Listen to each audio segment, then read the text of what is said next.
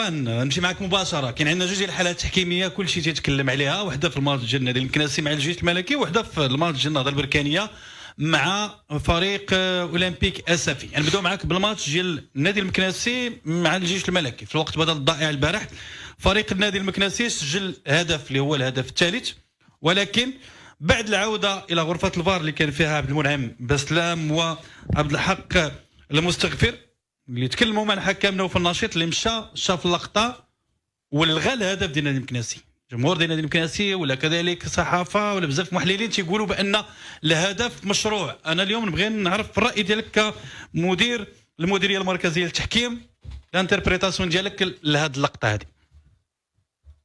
هو اولا السي عزيز، الا بغينا نهضروا على اللقطه كلقطه، خصنا نهضروا على دو شوز. كاين شقين، كاين الشق ديال الملعب وكاين الشق ديال الفار. بالنسبه للشق تاع الملعب خصنا نعرفوا بان القانون كيقول لك بانه اي فريق ما خاصوش يستافد من الخطا ديالو، وبالتالي لما كيكون عندنا واحد الخطا اللي سابق الهدف خاص الفريق ما يستافدش من هذاك الخطا ديالو، بالتالي الهدف خاص يترفض. ولكن هنا الى الحكم تبين لي هذا الشيء على ارضيه الملعب وصفر الخطا في الوقت ديالو. لكن الحاله اللي عندنا البارح هي انه الحكم ما شافش الخطا، ولا بالنسبه له هو احتكاك عادي هذاك، وخلى استمرار اللعب. ومن بعد ما الكره مشات ورجعات وخدات واحد الوقت وتسجل الهدف، هنا عاد حكم الفار ناداه.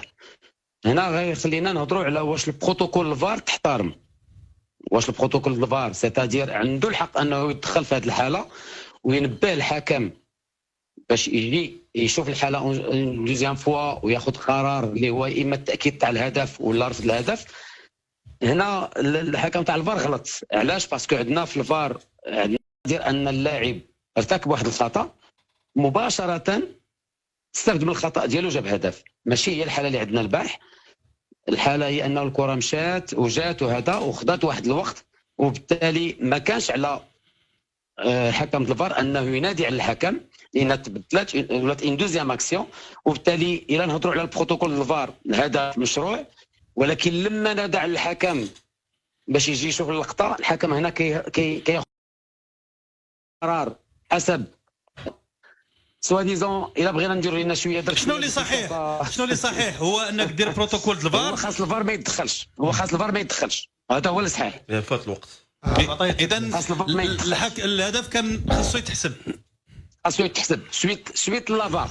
ولكن الا كنهضروا على لوا جو لينا نتصوروا هذا الماتش ما كاينش بالفار، واش غنقول بانه هذاك الخطا ما كاينش؟ لكن خاصو يتصفر. الا ما كانش الفار خاصو يتصفر سور بلاص، خاصو يتصفر. ولكن لو بالون ايتي ريكوبيري بار لي جوار ديال الفار.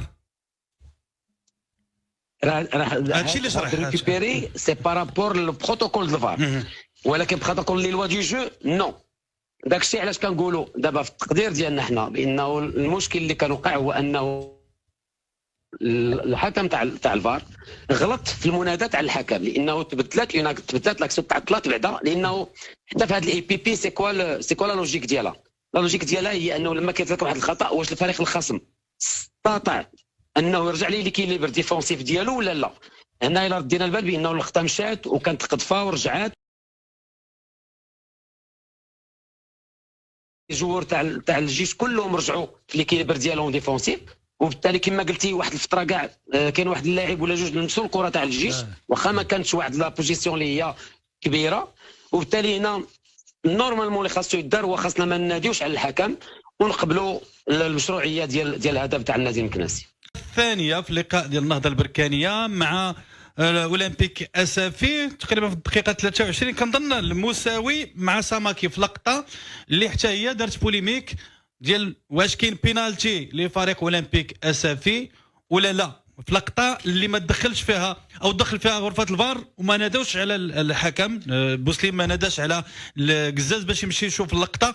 واش هذه اللقطه من خلال الاعاده من خلال الزوايا اللي عندكم تستحق انه يتعلن فيها على بينالتي ولا لا؟ باش نحسموا كاينين جوج الحوايج عاوتاني لا ميم شوز. هو كاين القرار تاع الحكم، باسكو حنا هذه الخدمه كلشي اللي خدمنا من بدايه الموسم حتى لهنا كان انسيتيو لي زاربيتر انهم خاصهم يرجعوا للاربيتراج بازيك. سيتادير لاربيتر ان دوا با طوندر لا ديسيزيون تجي من عند الفار، باسكو اون ديسيزيون بحال هكذا باش نكونوا صراحه سي با اون ديسيزيون ديفيسيل بالنسبه للاربيتر دو تيران. برافو. وبالتالي هنا خاصنا لا ديسيزيون تجي من عند الاربيتر بوتيتر لونغل ديفيزيون ديالو حاتشلو انسي دو سويت سا بو اريفي لانه سير اون فراكسيون دو سكوند تقدر الحكم ما ينتبهش لحاجه، ولكن الفار كان من الواجب عليه يدخل لانه كاين ركل بشكل واضح تجاه المهاجم تاع المغرب تاع الاولمبيك اسفي عفوا، وبالتالي كاينه ركله جزاء مشروعه